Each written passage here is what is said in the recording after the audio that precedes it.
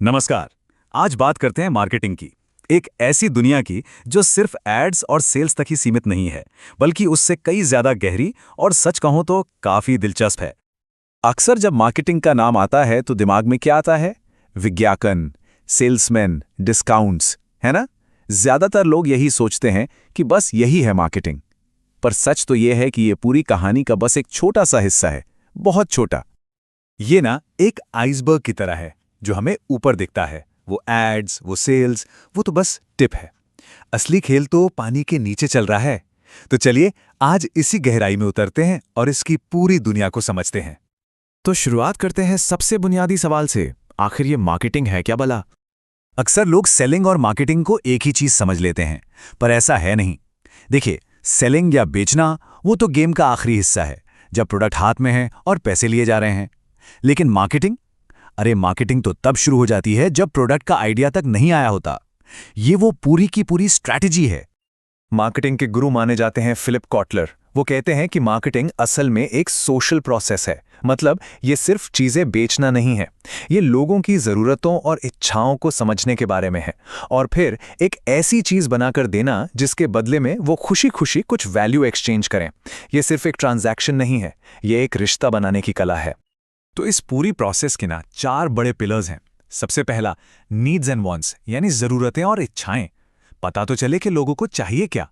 फिर आता है दूसरा pillar, creating a market offering, मतलब उस जरूरत को पूरा करने के लिए कोई प्रोडक्ट या सर्विस बनाना। तीसरा, कस्टमर वैल्यू, यानी ग्राहक को यह महसूस कराना कि उसे जो मिला है वो दिए गए दाम से कहीं ज्यादा कीमती है। और आखिर में चौथा, द एक्सचेंज मैकेनिज्म, मतलब वो पूरा सिस्टम जिसके जरिए ये लेन देन होता है। लेकिन एक मिनट, मार्केटिंग की सोच हमेशा से इतनी ग्राहक केंद्रित नहीं थी। अरे नहीं, इसका भी अपना एक लंबा सफर रहा है। तो चलिए एक टाइम मशीन में बैठते हैं और देखते हैं कि मार्केटिंग की सोच कैसे बदली है वक्त के साथ। ये पूरी कहानी ना 5 बड़े पड़ावों से गुजरी है। इसे एक बेकर के उदाहरण से समझते हैं, बड़ा मजा आएगा। सबसे पहले था प्रोडक्शन कॉन्सेप्ट। बेकर सोचता था मैं बस केक बना दूं, लोग अपने आप आ जाएंगे खरीदने। फिर दौर बदला और आया प्रोडक्ट कॉन्सेप्ट।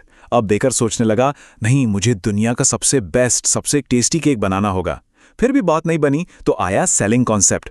अब बेकर का फोकस था, अरे भाई जैसे तैसे अपना केक बेचो, धक्का मार के बेचो पर बेचो। फिर जाकर असली समझदारी आई मार्केटिंग कॉन्सेप्ट के साथ। बेकर ने पहली बार पूछा, एक मिनट, लोगों को चाहिए कैसा केक? और आज का दौर है सोसाइटल मार्केटिंग कॉन्सेप्ट का। अब बेकर सोचता है, मैं ऐसा केक कैसे बनाऊं जो टेस्टी भी हो, हेल्दी भी हो और पर्यावरण के लिए भी अच्छा हो। देखा कितना बड़ा बदलाव है सोच में। और ये टेबल, ये पूरी कहानी को एक फ्रेम में समेट देती है। इसमें साफ साफ दिखता है कि कैसे शुरुआती पॉइंट फैक्ट्री से बदलकर मार्केट और फिर पूरा समाज बन गया। और मंजिल सिर्फ प्रॉफिट कमाना नहीं रही, बल्कि कस्टमर को खुश करना और समाज की भलाई करना बन गई। ये एक बहुत बड़ा शिफ्ट है। तो ये तो हो गई फिलॉसफी और इतिहास की बातें, लेकिन अब आते हैं असली सवाल पर। एक मार्केटर दिन भर करता क्या है? क्या है मार्केटिंग के असली काम? तो एक बात तो साफ है, मार्केटिंग का काम सिर्फ विज्ञापन चलाना नहीं है। इसका दायरा बहुत बहुत बड़ा है। सोचिए जरा, मार्केट में रिसर्च करना, समझना कि कंपटीशन क्या कर रहा है, फिर प्रोडक्ट को डिजाइन और डेवलप करना, उसकी ब्रांडिंग करना, एक अच्छा सा नाम देना, पैकेजिंग कैसी होगी, लेबल पर क्या लिखा होगा, ये तय करना, उसकी कीमत क्या रखी जाए, और तो और प्रोडक्ट बिकने के बाद कस्टमर को सपोर्ट सर्विसेज देना। ये सब, जी हां, ये सब मार्केटिंग का ही हिस्सा है।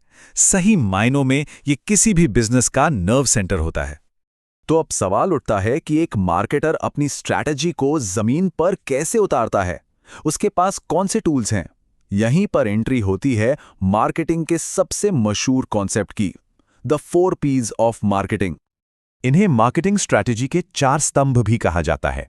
तो चलिए एक एक करके इन चारों पी को समझते हैं। तो पहला पी है प्रोडक्ट। अब प्रोडक्ट का मतलब सिर्फ वो चीज नहीं है जिसे हम छू सकते हैं, नहीं, ये एक पूरा बंडल है, एक पूरा पैकेज है। इसमें प्रोडक्ट की क्वालिटी, उसके फीचर्स, उसकी डिजाइन, ब्रांड का नाम, पैकेजिंग, सब कुछ शामिल है। फिर आता है दूसरा पी, प्राइस। कीमत सिर्फ एक टैग पर लिखा नंबर नहीं होती, ये एक बहुत बड़ा स्ट्रेटेजिक फैसला है। कीमत से ही पता चलता है कि कंपनी अपने प्रोडक्ट को मार्केट में कहां देखती है, प्रीमियम या बजट। ये प्रोडक्ट की वैल्यू का एक सिग्नल है। तीसरा पी है प्लेस। इसका सीधा सा मतलब है डिस्ट्रीब्यूशन, मतलब प्रोडक्ट को सही जगह और सही समय पर ग्राहक तक कैसे पहुंचाया जाए। क्या वो दुकानों पर मिलेगा या ऑनलाइन? इसका पूरा लॉजिस्टिक्स, वेयरहाउसिंग, ये सब प्लेस में आता है। और आखिर में आता है चौथा पी, प्रमोशन। ये वो हिस्सा है जिससे ज्यादातर लोग पूरी मार्केटिंग समझ लेते हैं। विज्ञापन, सेल्स प्रमोशन, पब्लिक रिलेशंस, ये सब इसमें आता है। इसका काम है लोगों को प्रोडक्ट के बारे में बताना और उन्हें खरीदने के लिए मनाना। लेकिन जैसा कि अब तक हम समझ चुके हैं, ये एक बहुत बड़ी मशीन का सिर्फ एक पुर्जा है, पूरी मशीन नहीं। तो हमने इतिहास देखा, काम समझे और टूल्स भी देख लिए। अब इन सबको जोड़कर देखते हैं कि आज के दौर में मॉडर्न मार्केटिंग का निचोड़ क्या है। फिलिप कोटलर का ये कोटेशन बिल्कुल सटीक बैठता है। मार्केटिंग का बेसिक एक दिन में समझ आ सकता है, लेकिन इसमें महारत हासिल करने में पूरी जिंदगी लग जाती है। ये एक कला भी है और एक विज्ञान भी, जिसमें हर दिन कुछ नया सीखने को मिलता है। तो सबसे जरूरी बात जो हमें याद रखनी है वो ये है कि आज की बेस्ट मार्केटिंग सिर्फ चीजें बेचने का नाम नहीं है। ये 3 चीजों के बीच एक बैलेंस बनाने का नाम है। पहला, ग्राहक की संतुष्टि, दूसरा, कंपनी का मुनाफा और तीसरा, समाज की भलाई। जब ये तीनों चीजें एक साथ मिलती हैं, तब जाके सही मायनों में मार्केटिंग होती है। तो अगली बार जब कोई भी प्रोडक्ट खरीदा जाए, चाहे वो एक नया फोन हो या रोजमर्रा का टूथपेस्ट, एक पल रुककर ये सोचना बड़ा दिलचस्प होगा कि इसके पीछे कौन सी मार्केटिंग फिलॉसफी काम कर रही है। क्या ये सिर्फ इसलिए बिका क्योंकि ये सस्ता और हर जगह मौजूद था, या इसने वाकई किसी जरूरत को बहुत अच्छे से पूरा किया, या फिर क्या इसने समाज के लिए भी कुछ अच्छा किया? इस नए लेंस से देखने पर बाजार की दुनिया कहीं ज्यादा दिलचस्प लगने लगती है।